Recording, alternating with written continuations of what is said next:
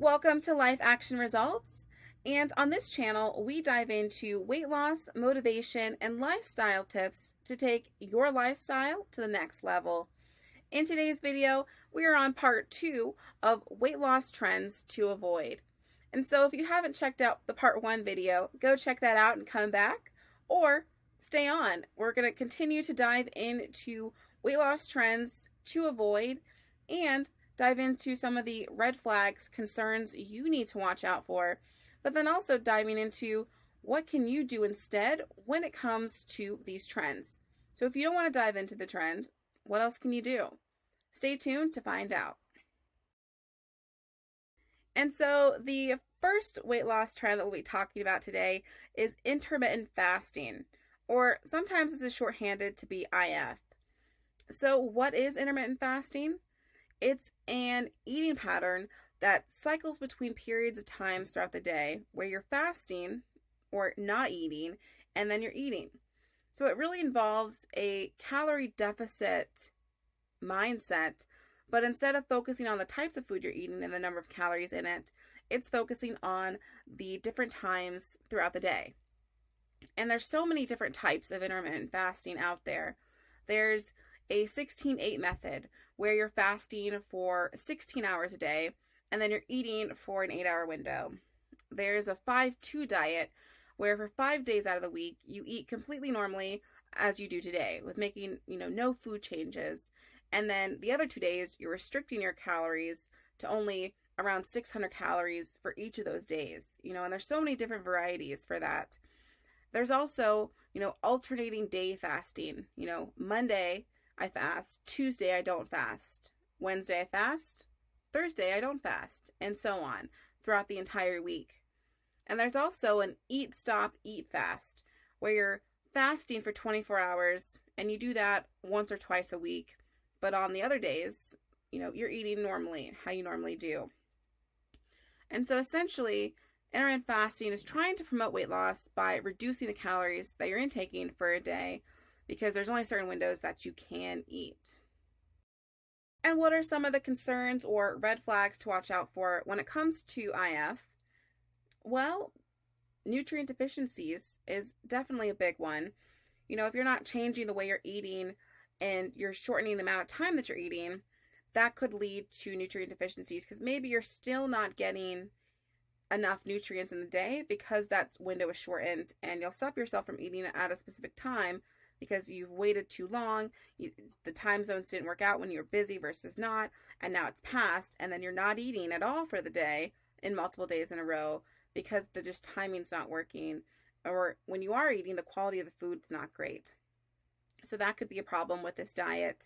It could also be a problem with binge eating, that you finally get this 8-hour window to eat, and then you're eating the entire 8 hours because you're constantly thinking, I need to eat because I can't eat when it gets to 8 o'clock. I can't eat when it gets to 6 o'clock. So I need to eat more because I can't. And that could lead to binge eating. People could also experience a lot of obsessive thoughts about food when it comes to intermittent fasting, because when you tell yourself you can only eat during this window, during the entire window you're fasting, you can't eat. All you could be thinking about is, oh, I have to wait till 1 o'clock. I need to eat. Oh, I can't wait to eat X, Y, and Z food. And all you can think about is that one food that you want to eat. And then you eat way too much of it because you're obsessively thinking about your food.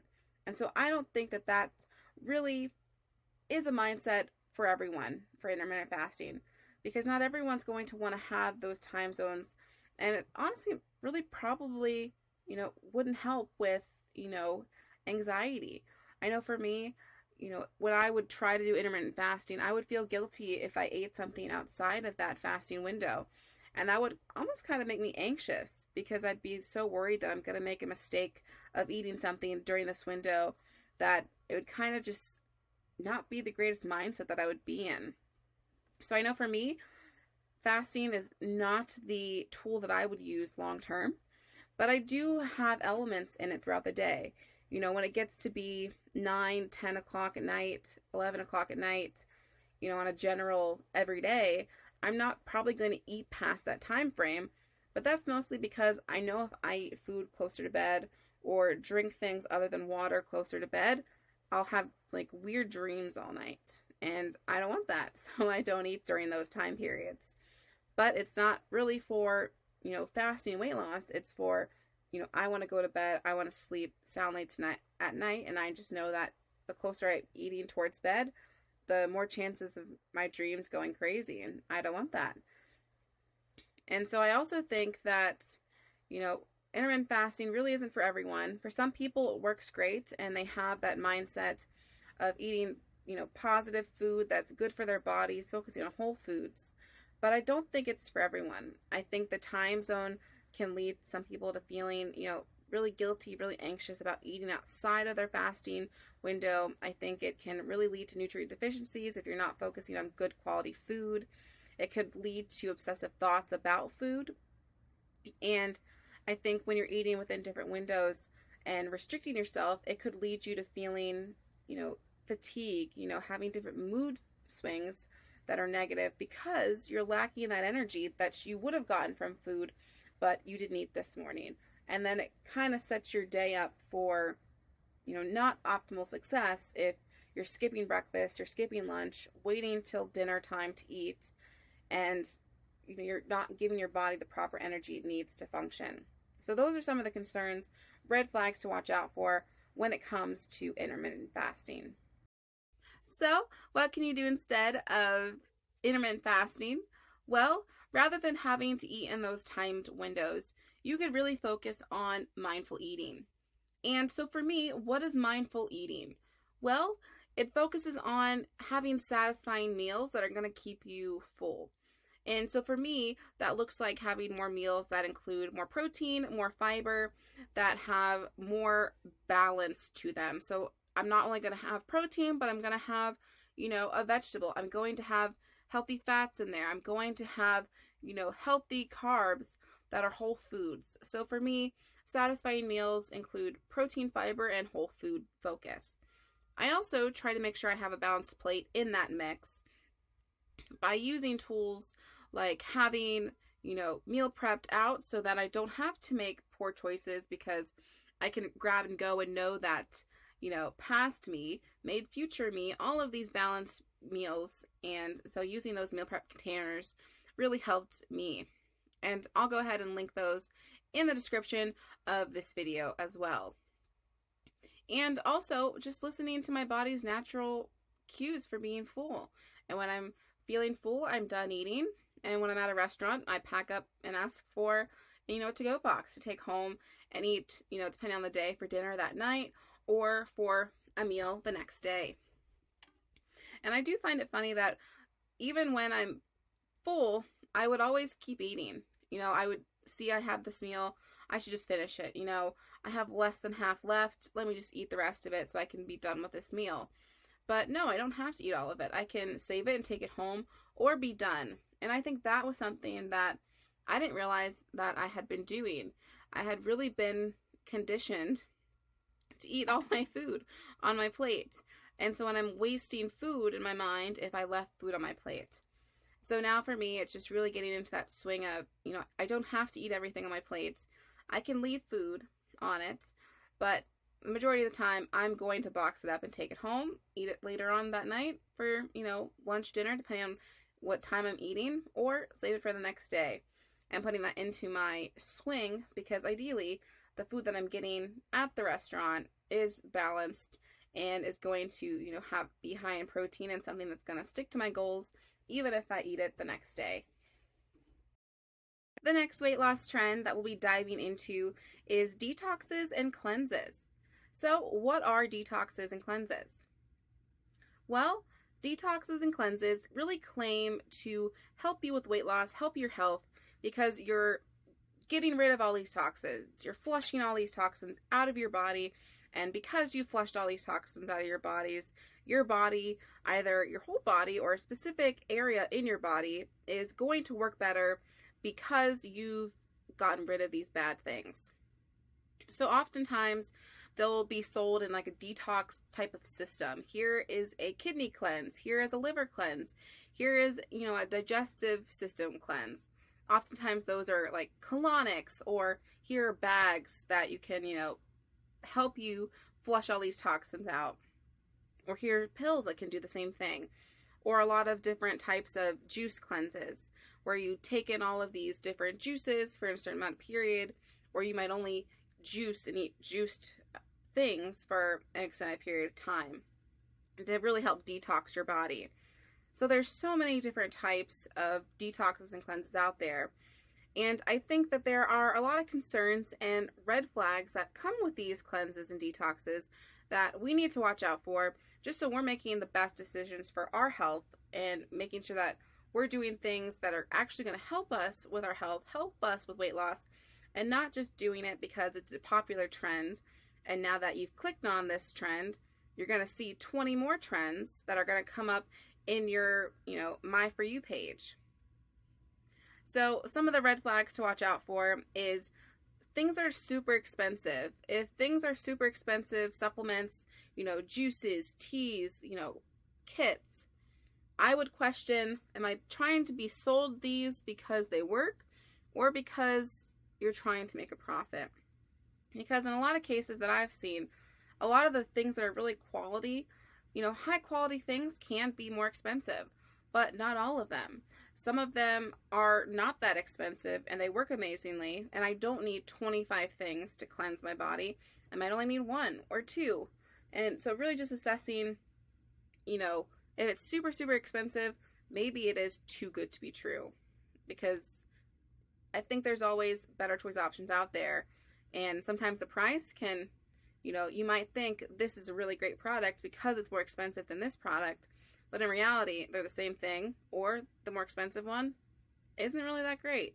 So just assessing those, making sure if there's reviews to read before you purchase, making sure you're reading those as well. And then also, sometimes there's extreme calorie restrictions when it comes to these detoxes and cleanses, where it'll say don't eat for, and within a span of a whole week, only eat 2 to 3 times, and you're going to drink this, mix this powder and drink this, or only eat this at this time for this cleanse. And so I think when it comes to anything with extreme calorie restrictions, we need to be, more critical, because, why are we having to eat less calories? Is this detox, is this cleanse really working? Or is because the system that you're telling me to not eat in these different windows and only eat this or only drink that, the reason why I'm going to lose weight from this cleanse, and not because of the cleanse specifically in terms of the products or things that you're going to be putting into your body or using on your body to complete the cleanse.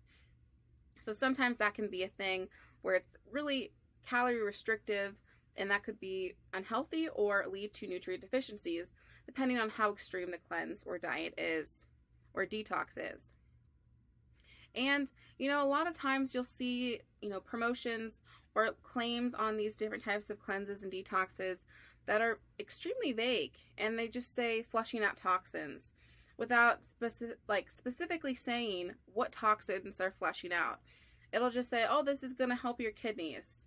Okay, well, why is this going to help my kidneys? What is in this product that's specifically going to help my kidneys that's better than other products? What's specifically in this product that's going to help flush out my colon that's not in other products? So if it just says flushing out toxins, but it doesn't say what toxins, or doesn't say that there's X, Y, and Z in this product or in this cleanse specifically, which is why it does this, I would be a little skeptical about using that cleanse, just because you need to really tell me what it's doing, or, why am I taking this? So those are some of the red flags to watch out for when it comes with detoxes and cleanses. So the next weight loss trend we'll be talking about is drinking a gallon of water a day. So this one I think is extremely self-explanatory. You drink a full gallon of water a day, which is 128 ounces, and you do that every day. And for me, I see this especially a lot in the fitness world. I think there's a ton of athletes, a ton of people I see in the gym, and I'll hear them say like they're drinking a gallon of water, they're drinking a gallon and a half, 2 gallons of water every day. And it's almost like a boast of like, I can drink more water than you because I'm drinking so much more water in a day. And I do think hydration is extremely important for weight loss, extremely important for building muscle, because without the building block of water, you're not going to be able to build that muscle, especially if you're dehydrated. It's not going to help your body be able to lose weight or build muscle. So drinking water is extremely important for that, but then also for your overall health. But I do really think that you really have to be careful with drinking water. For me personally, in high school, I loved drinking water. I've never been somebody who drinking water was hard for them. I always enjoyed drinking water. And I would drink water all the time. I had a whole water bottle collection of all these different types of water bottles. I would get excited. And I'm not going to lie, I still kind of do. If I find a new, nice water bottle that, is going to match a certain outfit or, be my go-to water bottle for the gym or to work kind of a thing. But in high school, I had this huge collection. I would drink water all the time. And I was never really tracking how much water I was drinking. I was just drinking water throughout the day, all day, because drinking water was good for you. But after a while, I started getting really bad headaches, and I would kind of get confused sometimes and not just kind of have a dizziness to my head. And eventually, my mom started noticing, it's like, what's been up with you lately? You just seem like you've constantly been getting headaches. And I remember this one day I was really nauseous and I started vomiting. And she took me to the doctor, or the emergency room really, and they said that I had water intoxication. And so this is essentially kind of called overhydration. Water poisoning is what the doctor kind of laid it out to be. And basically it's when your amount of extra water, the excessive water that you've drank in, really dilutes your electrolytes in your blood, causing, your cells to swell. And, this can really lead to a lot of serious complications if it's prolonged over, a long term. And so essentially what this is drinking too much water too quickly, and this drastically lowers your sodium levels in your blood and can really disrupt your fluid balance within your cells. And so that was new for me. Before that point, I had never heard of water poisoning, water intoxication. I had never, knew what that was. And so that was an eye-opener for me when it came to excessive water drinking and the potential dangers that can come from it. Because essentially, you can drown yourself from the inside out. And that's, a scary thing that, when people are talking about all these different water drinking trends, that never comes up. So that's definitely one of the potential risks that could come from excessive water drinking if you're, drinking more water really quickly and it's diluting your cells and causing issues that can have really physical consequences and, dangerous side effects like even seizures and comas in some cases if it's very severe. And so that's just, potential risks to look out for because you don't want to, dilute your sodium levels, because we do need sodium in our body. It really helps our cells function throughout the day.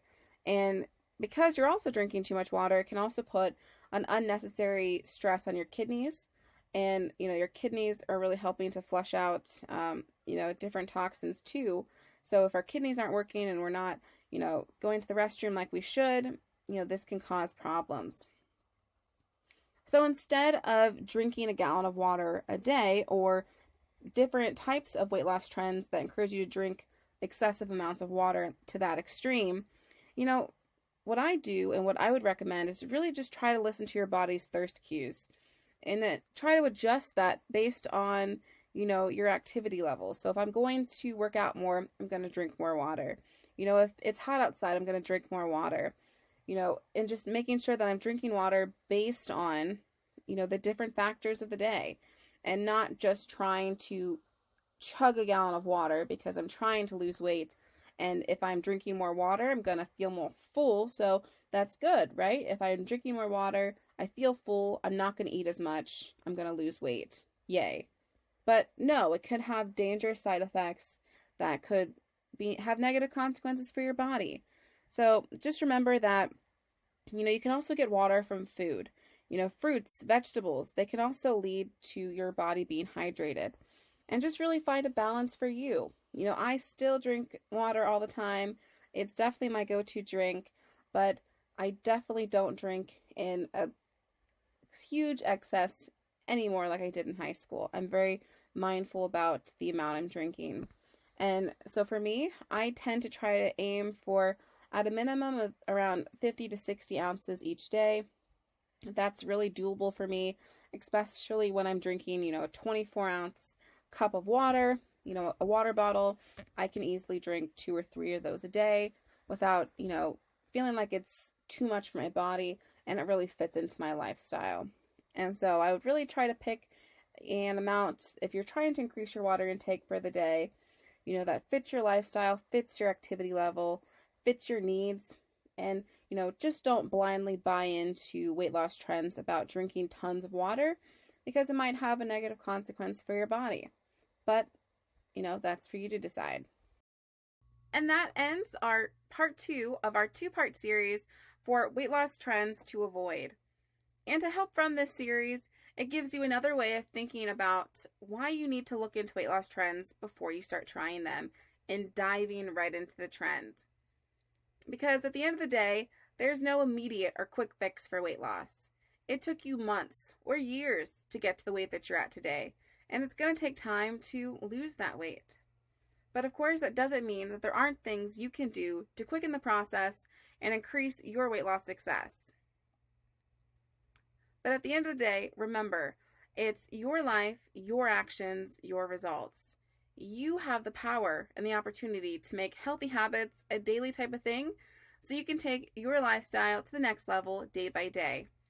And if you want tools for making healthier habits, healthier choices, for things that helped me lose the weight, I'll link them below in the video description so that you can check them out, because if they helped me, maybe they'll help you too. And make sure to like, comment, subscribe, and tell me in the comments, what are weight loss trends that you've tried in the past? Did they work or didn't they? Well, I've got life to live. I'll see you next time.